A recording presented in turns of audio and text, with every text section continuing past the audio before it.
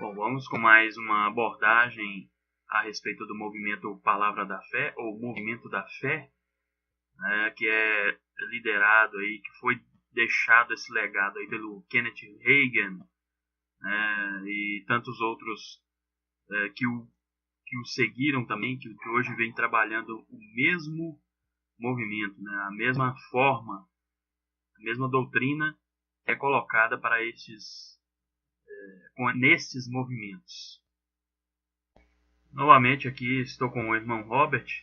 Ele deixa aí o relato dele, o depoimento dele, do caso em que ele esteve nessa igreja onde foi fortemente influenciada por esses ensinos do Hagin e tantos outros pastores americanos que trazem essa doutrina, essa forma de abordagem doutrinária, que é bastante criticada, que é um movimento que traz a teologia da prosperidade. Então esse movimento ele está aí sendo bastante criticado por alguns outros cristãos teólogos. Então eu quero que o irmão Robert deixe aí esse seu depoimento, Robert. Tá, só para você ver como foi a reação, tá, de alguns pastores, principalmente o pastor titular da igreja ao qual eu pertencia, porque desde o ano passado, ok, eu venho pesquisando aí acerca desse movimento e como as mensagens da igreja onde eu estava pertencendo, fazendo parte, congregando, estava se inclinando para isso, né? Para essa questão, prosperidade, saúde perfeita, né? Prosperidade, que na cruz o Senhor levou toda a miséria, doença, escassez, com base nos textos que a gente já falou e outros. Então você vai ver forte influência nas palavras, né? Nas palavras do pastor titular, tá? Então, desde o ano passado eu saí de lá em dezembro. Em dezembro, mais especificamente, foi quando eu me desliguei. E depois, nesta semana, né, no qual eu conversei com eles, eles acabaram, ficando bem, assim, surpresos e começaram a dizer contra, né, enfim, as minhas palavras e tudo mais. Então, eu vou ver se eu mando um áudio, ok, com evidências, tá tudo ali, de quando eu saí de lá e a abordagem que ele usou no púlpito, sabe, uma das coisas negativas, assim, do pastor lá, era que muitas vezes ele usava, né, o púlpito para, de certa forma, tentar se defender e deixar que as pessoas, que os membros, né, não fossem influenciados por esse tipo de ensino, aí jogando todos que pregam contra, né, a teologia da prosperidade, o movimento da fé, jogando todos, dizendo que Deus não tem nada para ninguém, que quem procura isto é a igreja prostituta e tal, e que Deus tem sim, quer curar, quer abençoar. Escute bem, a moderação vem de Deus. O Espírito de Deus é o Espírito de moderação. 2 Timóteo, capítulo 1, versículo 7. Hoje, nós precisamos interpretar o que é heresia para poder ajudar o povo e que nós podemos ficar na palavra, nada acrescentando, nada tirando. Irmãos, como é que nós vamos demonstrar que amamos o Senhor? Se não pela obediência, através da graça que recebemos, é através da obediência que nós provamos que amamos o Senhor. Jesus disse: quem me ama, guarda a minha palavra, certo? Veja bem, amados, quando Jesus subiu, ele deixou a grande comissão para nós. Ele disse: ide pregai o evangelho, curai enfermos, expulsai demônios, de graça recebei, de graça dai. Não disse, irmãos?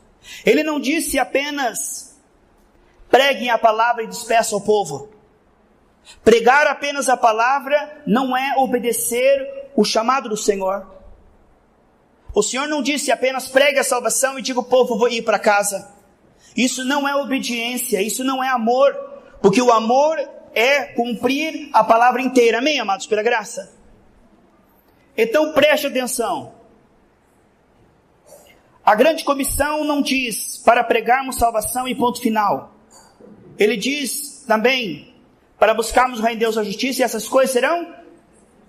Ele não diz buscai apenas o reino dos céus, hein?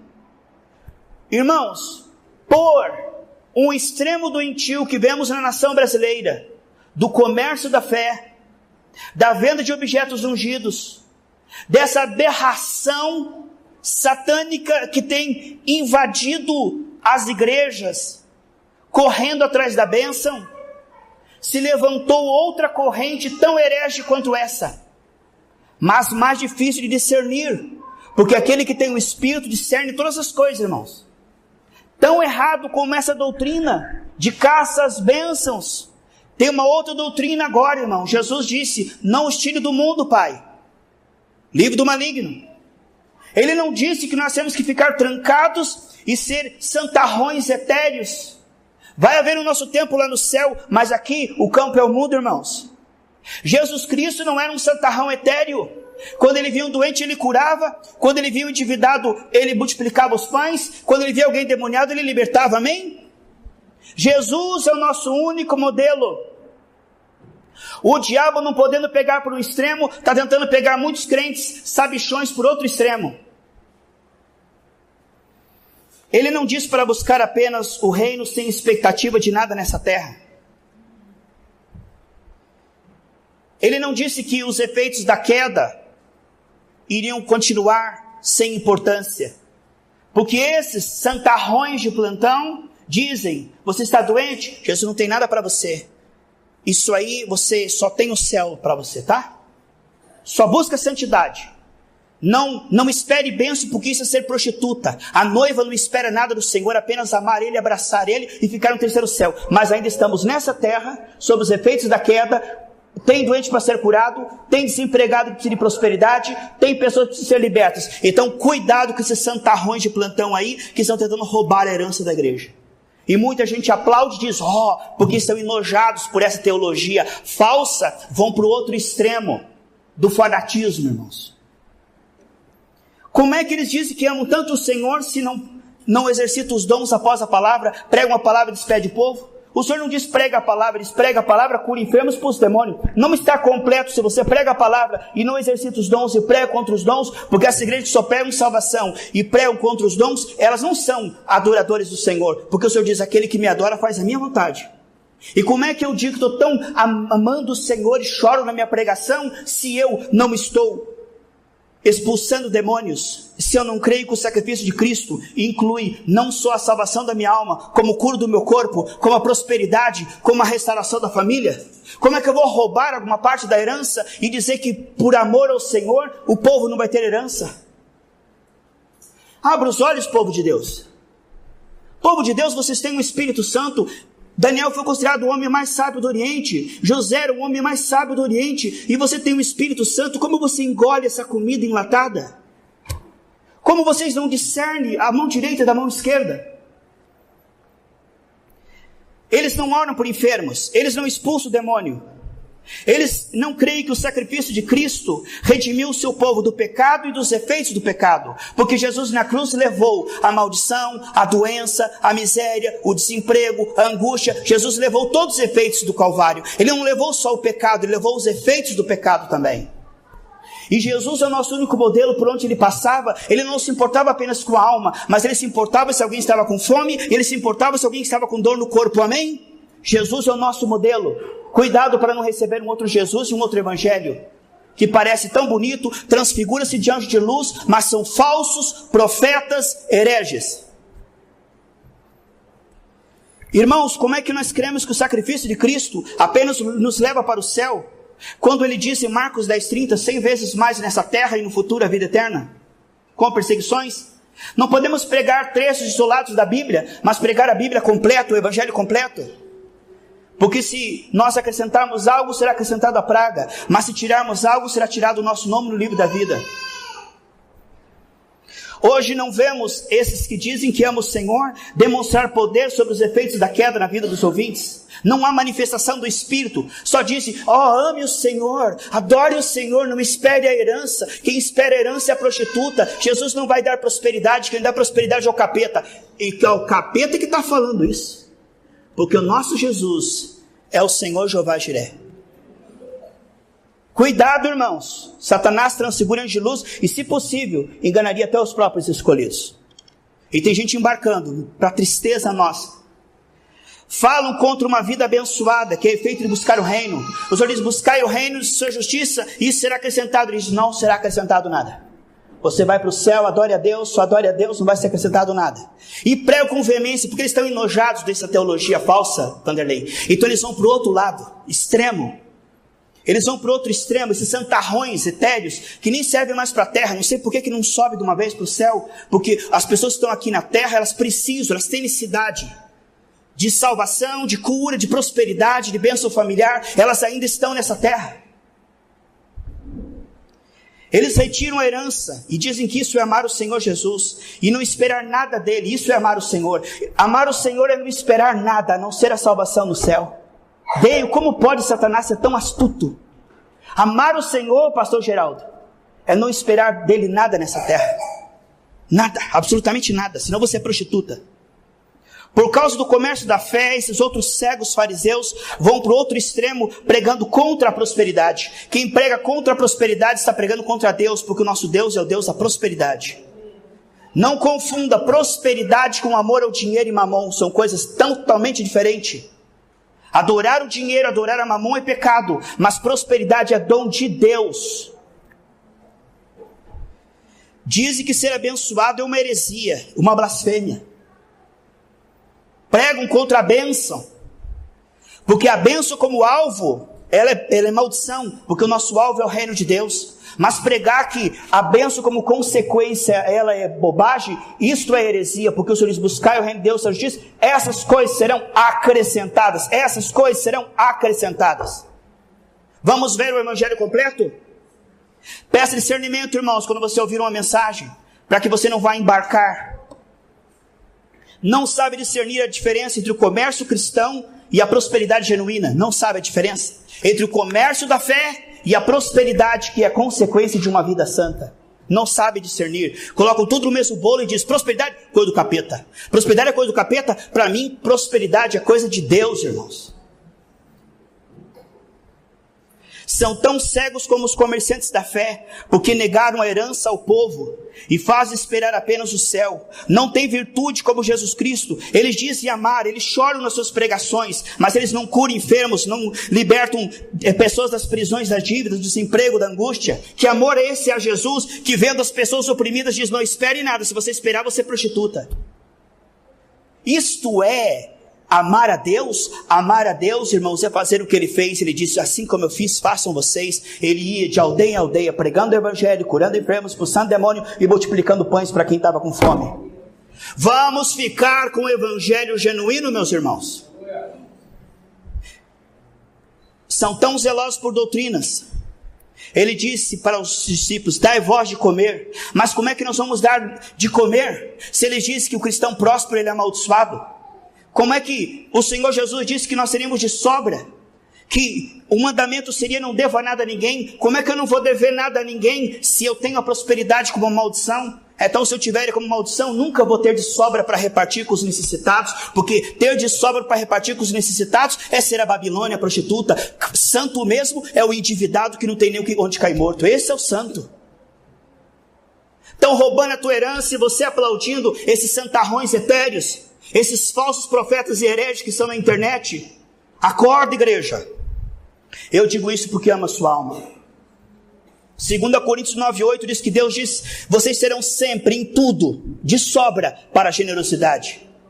A Bíblia diz em 1 Timóteo capítulo 6, eles citam que não devemos amar o dinheiro, 1 Timóteo 6, mas eles não citam o versículo 13, 1 Timóteo 6,13, que Deus nos dará bastante, de sobra, prosperidade para vivermos uma vida boa aqui nessa terra. Vamos pregar o evangelho completo.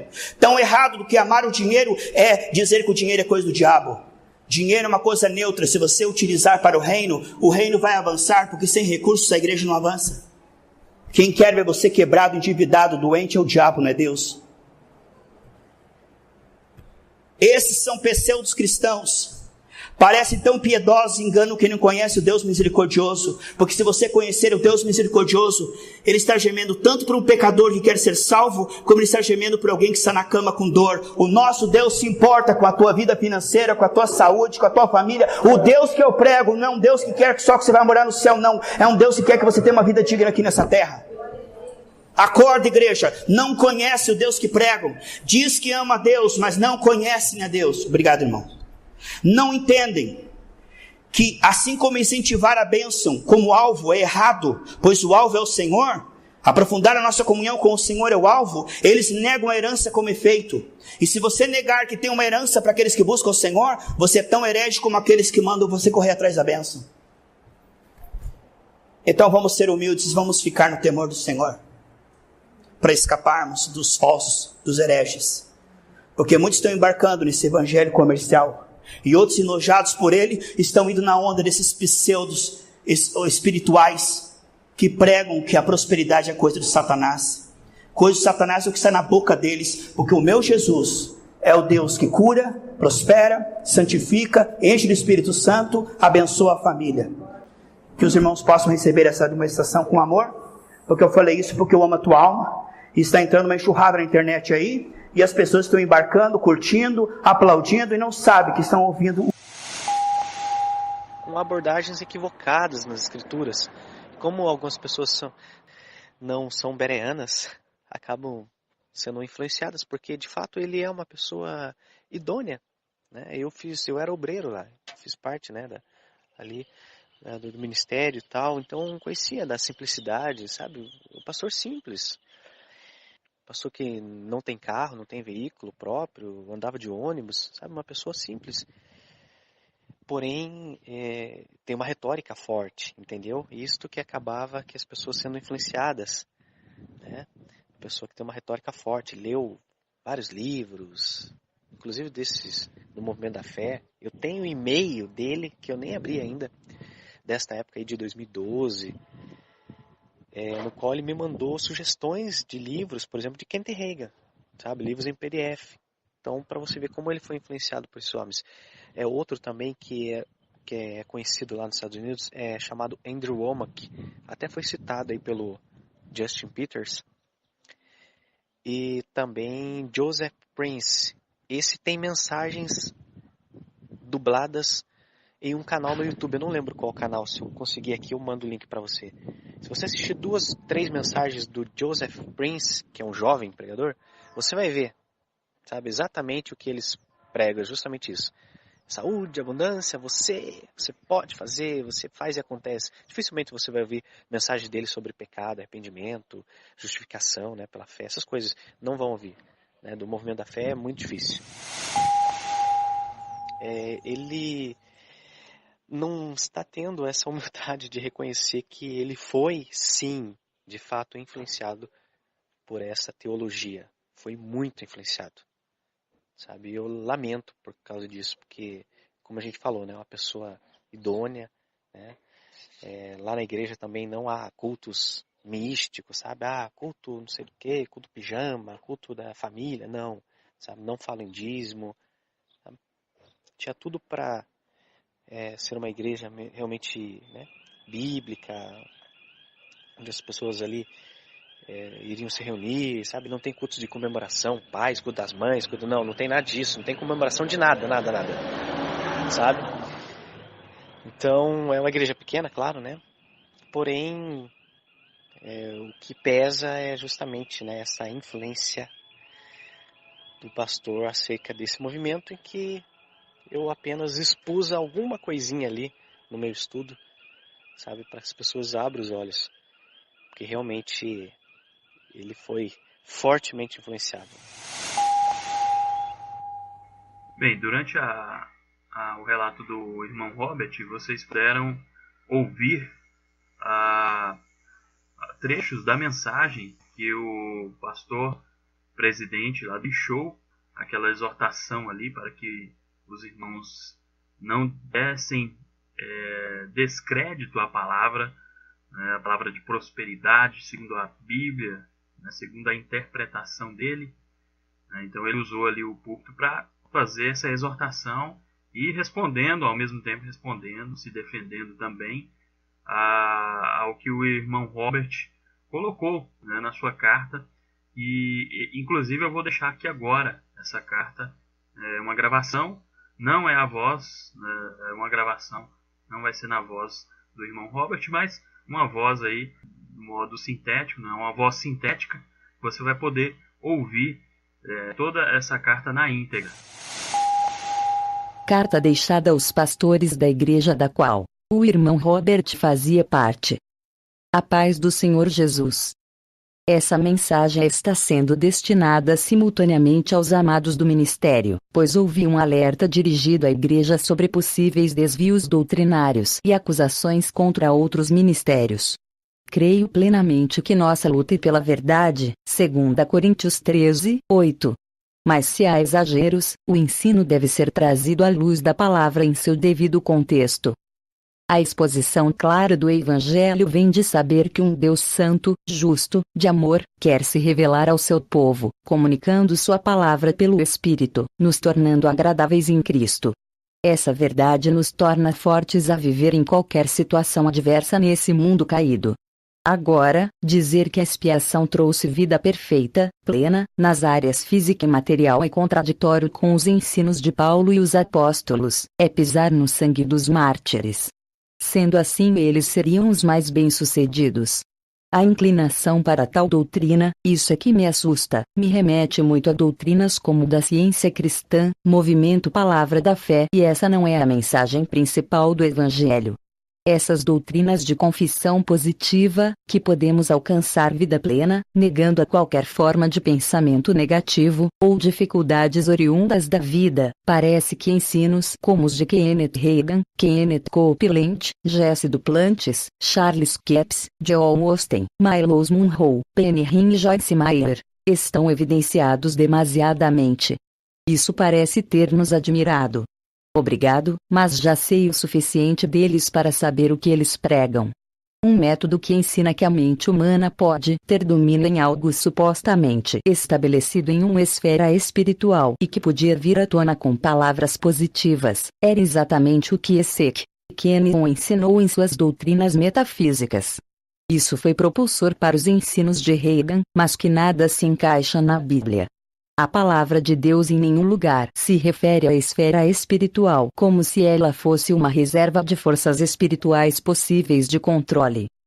Por outro lado, em todo canto da Bíblia, é declarado que Deus está envolvido no mundo. Isso não anula sua providência e não aniquila sua soberania e poder, como em Romanos 11:36, Colossenses 7, 1 Coríntios 8, 6 e Hebreus 1, 3. Só ele tem poder de criar, original hebraico bara, usado em Gênesis 1 e 2. Mas parece que não é assim que pensam Reagan, Copeland e Gloria Copeland, dizendo em púlpito que ela e seu marido têm autoridade sobre o vento, apesar de não viajarem em dias ruins, uma contradição, ou doutrina de pequenos deuses conforme ensinos de Benny Hinn e Creflo Dollar. Isso evidencia a deidade do homem, reforçado por ensinos de Joel Osteen. Esse tipo de crença tem influência no mormonismo, gnosticismo, no qual se dava a ideia de que havia uma força ou lei espiritual, dada para alguns escolhidos, que quando acionada poderia mudar as circunstâncias visíveis. Para que isso funcionasse, métodos como usar palavras positivas, uso da fé, jamais palavras negativas. Tal ensino voltou a ser praticado nos anos 30 por seitas metafísicas de Kenyon, ampliado nos Estados Unidos desde os anos 70, tendo resultados satisfatórios no Brasil, através de ensinos de R.R. Soares, da Igreja Internacional da Graça. A maioria dos livros de Reagan são publicados pela editora Graça, e também por Valnice Milhomens, Agenor Duque, Edir Macedo e outros. Lembro-vos que minha questão é doutrinária e não pessoal. Afinal, o que Deus fala é o que importa. Creio estar havendo um erro exegético e hermenêutico na interpretação de alguns textos. pelas regras de interpretação correta, o Novo Testamento interpreta o Velho Testamento, e não o contrário. Há um excesso de interpretação em dizer a obra da expiação garantiu saúde e prosperidade, conforme Isaías 53, 4 e 5. É fato que no hebraico a palavra sarar quer dizer napa se refere à cura física e espiritual. Mas o contexto no Novo Testamento que vai definir a que sentido o autor quis dar, ou se ambos estão certos. Em 1 Pedro 2:24, Pedro se refere sentido espiritual, os nossos pecados, Almeida Revista e Atualizada. A expiação de Cristo está no sentido espiritual. Já Mateus 8:17, Mateus se refere à cura física, conforme mais uma profecia messiânica, mais de 20 citadas por ele em seu evangelho, para que se cumprisse o que fora dito. Verso 17. Sem falar das demais curas contidas neste capítulo, incluindo a sogra de Pedro. Mas se esse versículo é usado para justificar cura na expiação, há um problema: Jesus aqui não havia morrido. Jesus disse ser o Messias, demonstra com sinais e maravilhas, para demonstrar sua autoridade divina. Isso parece se encaixar com o que Paulo diz em 1 Coríntios 1:22. Que os judeus pedem sinais, mas os gregos conhecimento, de quem? De Cristo, ou dizer que a falta de fé é o pecado, isso também se torna um erro. Desse modo, como explicar a morte de Eliseu, consequente de uma enfermidade? Segundo Reis 13:14-21. Outro extremo é demonizar tudo. Como explicar passagens de 2 Reis 15:5, Neemias 12:10, 2 Crônicas 26:19 e 20. E acerca de Paulo no Novo Testamento, que orou 3 vezes em relação a seu problema pessoal e Deus não respondeu conforme gostaria. Será que Paulo não tinha fé?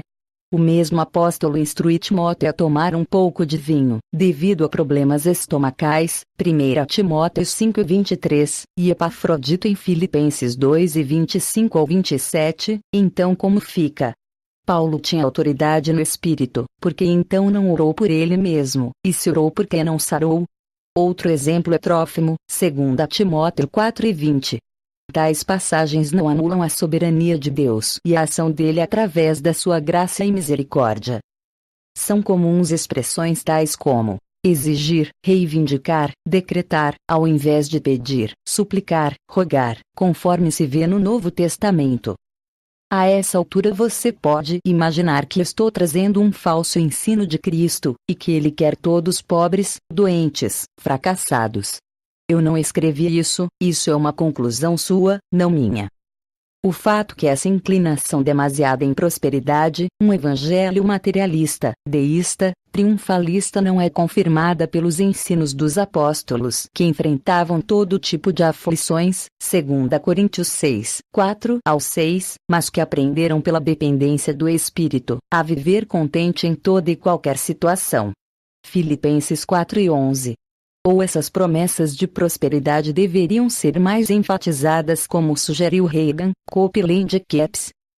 Ao estudar a história da Igreja, desde os apóstolos, aos reformadores, Calvino, Lutero, Spurgeon, Edwards, os Wesley, John Owen, os missionários, John Bunyan, Savonarola, Livingstone, nos quais muitos não tiveram uma refeição adequada como Davi Brainerd, ou um lugar confortável para descansar, mas que pelo seu testemunho de simplicidade e amor às almas, levaram incontáveis pessoas a Cristo. Vai negar os feitos destes, por que não pregaram isso? Ok, leve essa mensagem aos países comunistas, de regimes ditatórios, como Coreia do Norte, Cuba, China, Síria, Nigéria, onde cristãos estão sendo mortos, por serem considerados ameaças pelo governo, cultuando ao Senhor em barcos no meio do mar ou em abrigos subterrâneos, mas não negando aquele que os resgatou. Diga a eles e tipo de mensagem, diga. A verdade que, quando se tem sua cabeça no céu, aquilo que o Senhor nos provê, faz tudo para a glória de Deus. Isso se encaixa mais perfeitamente com o conselho de Paulo, em 1 Timóteo 6:8-12. Esse extremo é muito perigoso, isso que me entristece. Fomos afetados pela cultura ocidental, nos quais as coisas deste mundo nos enchem os olhos, e nos cegam para a simplicidade do Evangelho. No entanto, se pregar a Cristo, certamente ele se encarregará de trazer pessoas para cooperar com sua obra, e nunca faltará nada. Creio na provisão e moderação de Deus aos seus filhos conforme Salmo 37, 25, Provérbios 30, 7 e 9. Assim como o poder do Evangelho através de curas, sinais, para que o cético, ateu, possa conhecer o Senhor. Nossa linha teológica não deve estar baseada em ensinos de homens que fizeram fortunas nesse tipo de mensagem, com seus ensinos baseados em visões, revelações, de ensinos duvidosos e questionáveis. Se apoiá-los será indiretamente conivente com seus erros. Fim da carta.